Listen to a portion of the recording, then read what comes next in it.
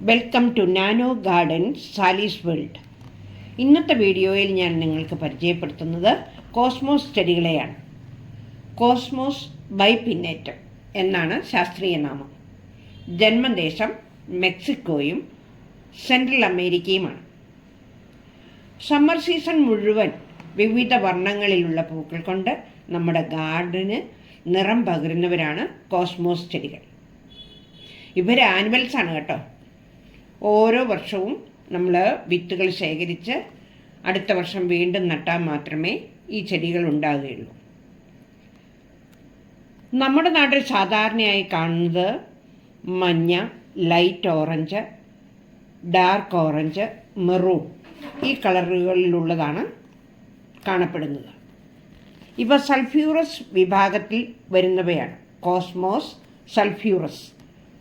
Single petal ഉള്ളവയും double petal ഉള്ളവയുമുണ്ട്. മറ്റൊരു വിഭാഗമാണ് ചോക്ലേറ്റ് കോസ്മോസ്. ചോക്ലേറ്റിൻ്റെ സ്മെല്ലോട് കൂടിയതാണ് ചോക്ലേറ്റ് കോസ്മോസ്. അത് പെരിനിയലാണ്. ഒരു വർഷം മാത്രമല്ല, അതിൽ കൂടുതൽ വർഷങ്ങൾ നിലനിൽക്കും. മാത്രമല്ല, ഇതിൻ്റെ ശാഖകൾ പൊട്ടിച്ച് നമുക്ക് പുതിയ ചെടികളെ വളർത്തിയെടുക്കുകയും ചെയ്യാം. കോസ്മോസ് ചെടികൾ വളർത്താൻ വളരെ എളുപ്പമാണ്. അതുമാത്രമല്ല, ലോ മെയിൻ്റനൻസ് ആണ്. അതുകൊണ്ട് തുടക്കക്കാർക്ക് നല്ലൊരു ചെടിയാണ്. ഇനി ഇതിൻ്റെ കെയറിനെ കുറിച്ച് നോക്കാം. ലൈറ്റിംഗ്. ഫുൾ സൺ ഇഷ്ടപ്പെടുന്ന ഒരു ചെടിയാണ്. പാർഷ്യൽ ഷെയ്ഡിലും ഇവ വളരും. എന്നാൽ നല്ല സൂര്യപ്രകാശം കിട്ടുകയാണെങ്കിൽ ധാരാളം പൂക്കളുണ്ടാവും. വാട്ടറിങ്. 1.5 ദിവസം നനയ്ക്കാം. ജലാംശം ഉണ്ടെങ്കിൽ ചെടികൾ എപ്പോഴും ഫ്രഷായിട്ട് കാണപ്പെടും എന്ന് കരുതി ഒത്തിരി വെള്ളം കോരി ഒഴിച്ചാൽ ക്ലോഗിങ് വന്ന് ചെടികൾ നാശമാകുകയും ചെയ്യും. Potting soil. ഗ്രൗണ്ട് കവറായിട്ടാണ് നിങ്ങൾ നടാൻ ഉദ്ദേശിക്കുന്നതെങ്കിൽ ഒരേരിയ തിരഞ്ഞെടുത്താണല്ലോ നടുക.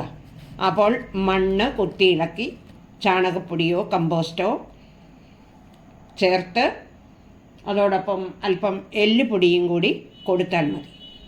എന്നാൽ ഒരു കണ്ടെയ്നറിലാണ് നിങ്ങൾ വളർത്താൻ ഉദ്ദേശിക്കുന്നതെങ്കിൽ അല്പം കൊക്കോപിറ്റ്, അതേപോലെ തന്നെ ഗ്രൗണ്ട് സോയിൽ, നമ്മുടെ ഗാർഡൻ സോയിലില്ലേ, അത് ഒരു 40% എടുക്കുക. അതോടൊപ്പം തന്നെ ചാണകപ്പൊടിയോ അല്ലെങ്കിൽ വെർമി കമ്പോസ്റ്റോ ഒരു 30% എടുക്കുക. അതേപോലെ തന്നെ സാൻഡ് 20% എടുക്കുക. ഇനിയിപ്പോൾ സാൻഡ് കിട്ടുന്നില്ലെങ്കിൽ നിങ്ങൾക്ക് പെർലൈറ്റ് വാങ്ങാൻ കിട്ടും. ബോൾ പോലെ നിങ്ങൾ ചെടികൾ വാങ്ങുമ്പോൾ കണ്ടിട്ടില്ലേ, അത്. പിന്നെ ഒരു 10% ബോൺമീൽ, എല്ലുപൊടിയും കൂടെ ചേർത്ത മിശ്രിതം തയ്യാറാക്കി അതിൽ നടുന്നതായിരിക്കും നല്ലത്. ഫെർട്ടിലൈസർ. ഇതൊരു ഹെവി ഫീഡറൊന്നുമല്ല. 2 ആഴ്ച കൂടുമ്പോൾ അല്പാൽപ്പം ഓർഗാനിക് വളങ്ങൾ ഇട്ട് കൊടുത്താൽ കൂടുതൽ പൂക്കൾ കിട്ടും. ഇനി നിങ്ങൾക്ക് ഓർഗാനിക് വളമൊന്നും കിട്ടുന്നില്ലെങ്കിൽ NPK 19:19:19 വെള്ളത്തിൽ ലയിപ്പിച്ച് സ്പ്രേ ചെയ്ത് കൊടുത്താൽ ധാരാളം പൂക്കൾ കിട്ടും. Pinching and dead heading. Pinching എന്ന് പറയുമ്പോൾ ഒരു ചെടി നട്ട് അല്ലെങ്കിൽ വിത്ത് വെച്ച് നമ്മൾ അവിടെ തന്നെയാണെങ്കിലും അതല്ല ചട്ടിയിലാണെങ്കിലും ഒരു 15 സെൻറ്റിമീറ്റർ മുതൽ 20 സെൻറ്റിമീറ്റർ വരെ വളർച്ച എത്തിക്കഴിയുമ്പോൾ അതിൻ്റെ തലപ്പൊന്ന് നുള്ളിക്കൊടുക്കുക. അതാണ് പിഞ്ചിങ്. അങ്ങനെ കൊടുക്കുമ്പോൾ വീണ്ടും ശാഖകൾ ഉണ്ടാകും. വീണ്ടും നമുക്ക് 2 ആഴ്ച കഴിയുമ്പോൾ വേറെ ശാഖകൾ പ്രത്യക്ഷപ്പെട്ടിട്ടുണ്ടെങ്കിൽ അതൊന്നുകൂടെ പിഞ്ചിക്കൊടുക്കാം.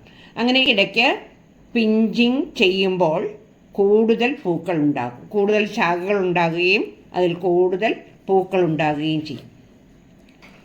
ഡെഡ് ഹെഡിങ് എന്ന് പറഞ്ഞാൽ പൂക്കൾ ഉണ്ടായി കഴിഞ്ഞ് അത് പൂ അവിടെ നിന്ന് അത് വിത്തായി മാറുമല്ലോ. അപ്പോൾ നമുക്ക് വിത്ത് ശേഖരിക്കണ്ട. അപ്പോൾ ധാരാളം ചെടികളുണ്ടെങ്കിൽ അതിൻ്റെ എല്ലാം കൂടെ വിത്ത് വേണ്ടല്ലോ. അതിനു വേണ്ടി നമ്മൾ കുറച്ചെണ്ണം മാത്രം എടുത്താൽ മതി. അപ്പോൾ ധാരാളം വിത്തുകൾ വേണ്ടെങ്കിൽ നമ്മൾ എന്ത് ചെയ്യണം? ആ പൂക്കളെ നുള്ളിക്കളയുക. അത് മാറ്റിക്കളയുമ്പോൾ ആ ചെടിയിലുള്ള എനർജി, ഊർജം, കൂടുതൽ ശാഖകൾ ഉണ്ടാകാനും കൂടുതൽ പൂക്കൾ ഉണ്ടാകാനും വേണ്ടി ഉപയോഗപ്പെടുത്തും. ഇതാണ് പിഞ്ചിങ്ങും ഡെഡ് ഹെഡിങ്ങും. ഇത്രയും കാര്യങ്ങളൊക്കെ ശ്രദ്ധിക്കുകയാണെങ്കിൽ നമുക്ക് ധാരാളം പൂക്കൾ ഉണ്ടാക്കുവാൻ സാധിക്കും.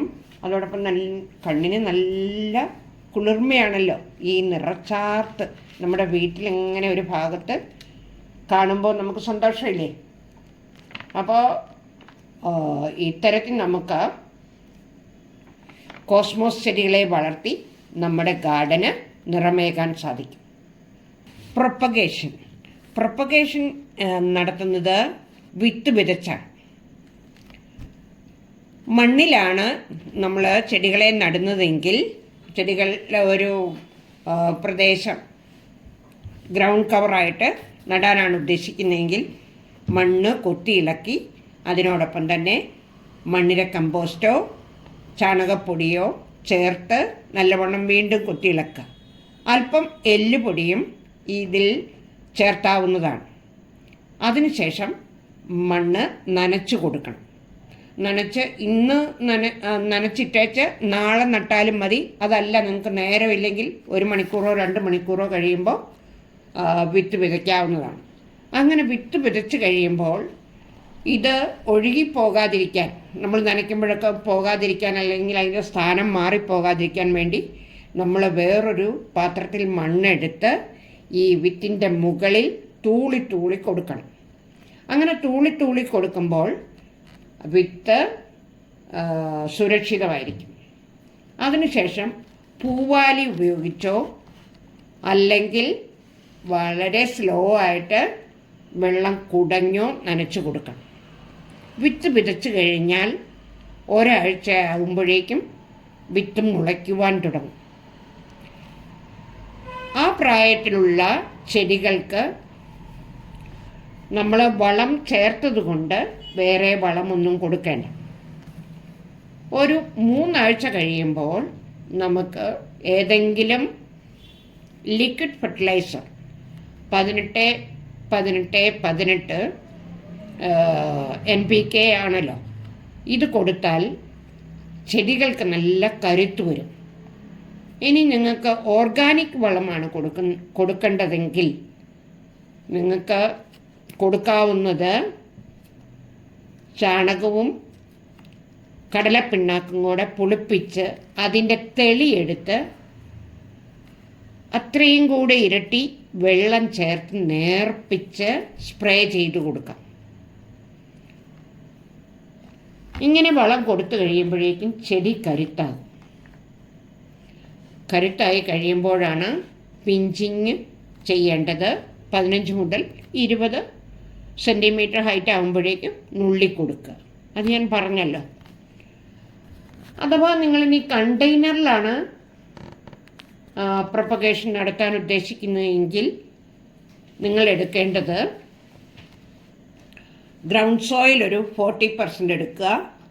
അതേപോലെ തന്നെ ഒരു 30% വെർമി കമ്പോസ്റ്റോ അല്ലെങ്കിൽ കൗഡങ്ങോ എടുക്കുക. കുറച്ച് മണൽ ചേർത്തുക, 20% മണലും പിന്നെ ഒരു 10% എല്ലുപൊടിയും ചേർത്ത് നല്ലൊരു മിശ്രിതം ഉണ്ടാക്കി ആ മിശ്രിതത്തിലാണ് നടേണ്ടത്. അങ്ങനെ നടുന്ന സമയത്ത് നിങ്ങൾക്ക് അല്പം കൊക്കോപിറ്റ് ചേർക്കുന്നത് കൊണ്ട് യാതൊരു തകരാറുമില്ല. അതേസമയം ഗ്രൗണ്ട് കവറായിട്ട് ഉപയോഗിക്കുമ്പോൾ അതിൻ്റെ ഒന്നും ആവശ്യമില്ല. ചേർത്തൊന്നും വിചാരിച്ച് കുഴപ്പമില്ല, പക്ഷെ ചേർത്തേണ്ട ആവശ്യമില്ല. ഫ്രീ ആയിട്ട് വളർന്നോളും.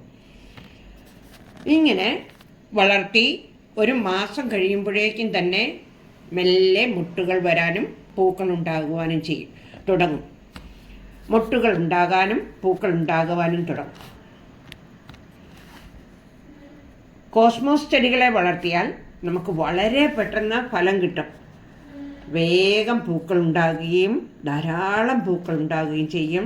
നിങ്ങളുടെ ഗാർഡന് നല്ലൊരു ഭംഗി, ധാരാളം നിറങ്ങൾ ഒരു കൂട്ടമായിട്ട് നിൽക്കുമ്പോൾ ആരും ഒന്ന് നോക്കിപ്പോകും. അപ്പോൾ ഈ വിവരങ്ങളൊക്കെ നിങ്ങൾക്ക് സഹായമായെന്ന് കരുതട്ടെ. അങ്ങനെയെങ്കിൽ എൻ്റെ ഈ വീഡിയോയ്ക്ക് ഒരു ലൈക്ക് തരിക, കൂട്ടുകാർക്കൊക്കെ ഒന്ന് ഷെയർ ചെയ്യുക. അതേപോലെ തന്നെ സബ്സ്ക്രൈബ് ചെയ്യാതെ കാണുന്നവരുണ്ടെങ്കിൽ ഒന്ന് സബ്സ്ക്രൈബ് ചെയ്ത് ഞാനിടുന്ന എല്ലാ വീഡിയോകളും കണ്ട് മനസ്സിലാക്കുക. Thank you for watching.